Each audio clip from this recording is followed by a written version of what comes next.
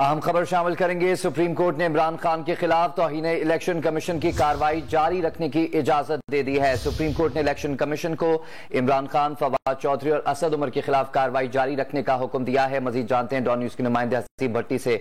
हसीब, बताइएगा कानून के मुताबिक अब इमरान खान और पीटीआई रहनुमाओं के खिलाफ क्या कार्रवाई हो सकती है? देखिए,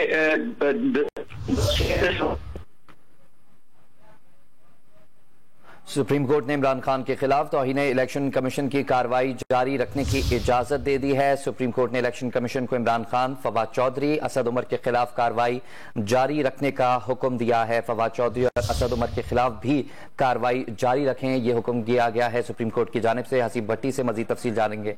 हसीब भट्टी, बताइएगा क्या कार्रवाई हो सकती है इमरान माओ के खिलाफ? देखिए, 6 दिसंबर को का ये ऑर्डर है जो जस्टिस उमर अता बंदयाल की सरबराही में 3 रुकनी बेंच ने समाअत की थी और उस वक्त ये ऑर्डर किया था, जिसको आज रिलीज किया गया है।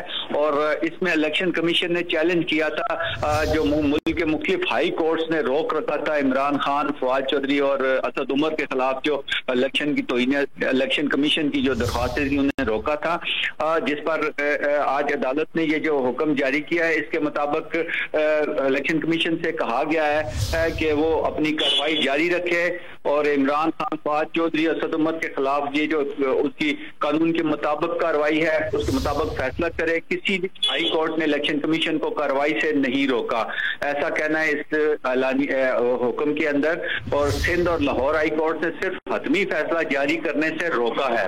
इलेक्शन एक्ट 2017 इलेक्शन कमीशन को कार्रवाई के लिए बाख्तियार बनाता है। तहरीक इंसाफ ने कार्रवाई का इख्तियार देने की दफा चैलेंज कर रखी है।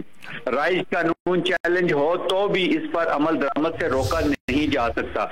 इलेक्शन कमीशन ने हाई कोर्ट की जानिब से दिए गए हुक्म इम्तना सुप्रीम कोर्ट में चैलेंज किए थे, जिस पर आज ये फैसला जारी किया गया। जी ठीक है, इन रहनुमाओं के खिलाफ कार्रवाई जारी रखने का हुक्म दिया गया है। हसीब, आपने अपडेट किया, आपका बहुत शुक्रिया।